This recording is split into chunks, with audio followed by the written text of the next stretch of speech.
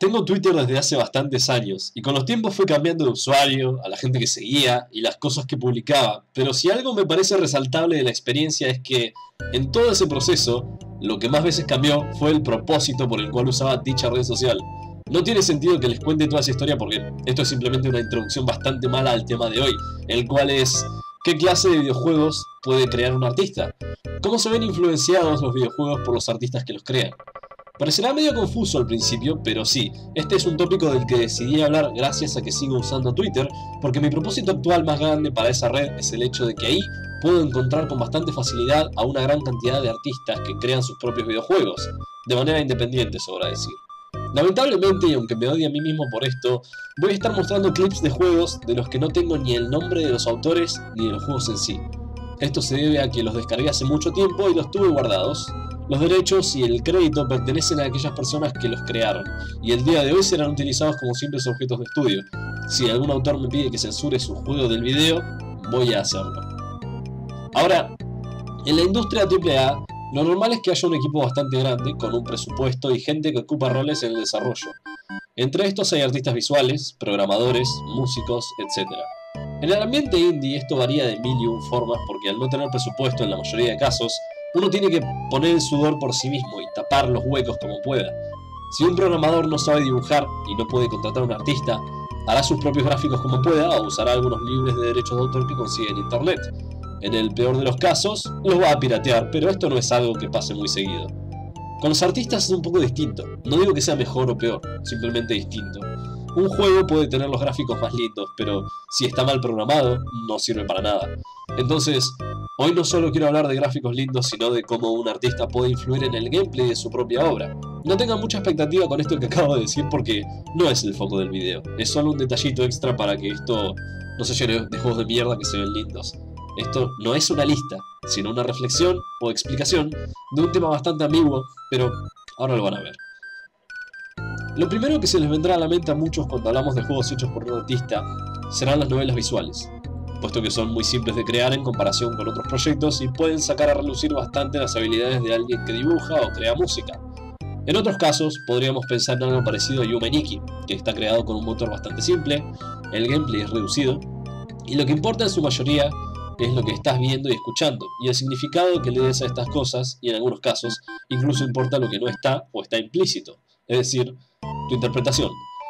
Para este juego en particular hay muchas teorías dando vueltas por internet, y la mayoría de ellas tienen sus bases en el aspecto visual del mismo porque depende mucho de este para enviar su mensaje. Es un mundo casi carente de texto, por lo cual la interpretación se tiene que dar de otro modo, y este es el que eligió su autor Kikiyama, quien también aprovechó el hecho de que pudo crear un mundo lleno de situaciones ambiguas sin tener que escribir un guión de la manera tradicional en la que lo conocemos. En la mayoría de los casos, sin embargo, un artista no puede crear un juego solo, por su cuenta, no sin un mínimo conocimiento de programación o de game design, al menos no un buen juego. Y esto lo digo teniendo en cuenta la existencia de motores como RPG Maker, porque incluso ahí es necesario tener una idea sobre creación de videojuegos.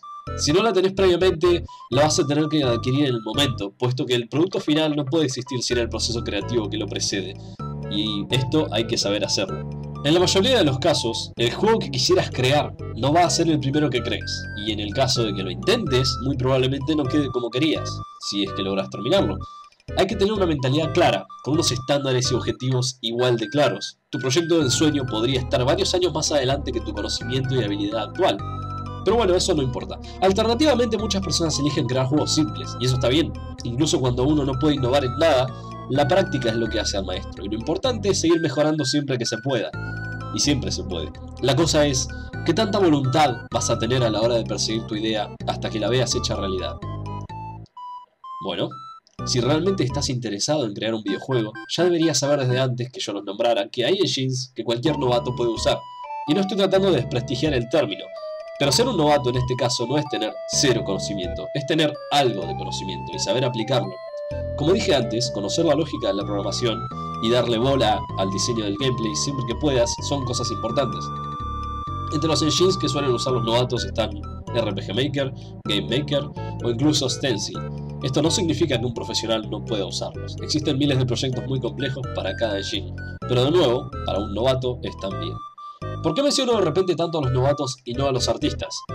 Es simple, un artista de verdad interesado en game design, con el conocimiento que tenga de programación y algoritmos mientras no sea nulo, es un novato y puede crear su propio videojuego si se lo propone.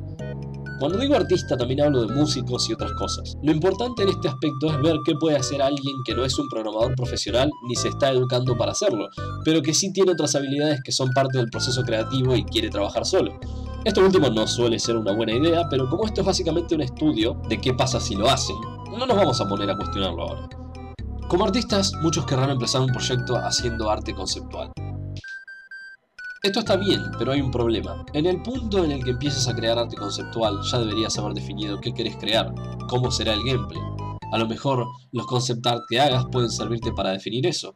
Una vez que tengas suficiente material relacionado al gameplay, lo que hay que hacer es intentar crear una versión jugable del mismo. Sin pulir, con gráficos temporales y sin música, a no ser que esta influya en la jugabilidad. Pondrás a prueba tus habilidades para ver si realmente podés continuar con el proyecto y si vale la pena hacerlo, y no habrás desperdiciado un montón de arte que hiciste al principio solo porque creías que eso era lo que tenías que hacer. Las posibilidades a la hora de crear son infinitas, y si alguien sabe bien que eso es verdad, son los artistas. Si viniste a mirar este video esperando sentirte identificado para conseguir ideas, creo que es mejor mirar con detalle los ejemplos que se ven en el fondo, ya que mi explicación probablemente haya sido algo que muchas personas ya sabían.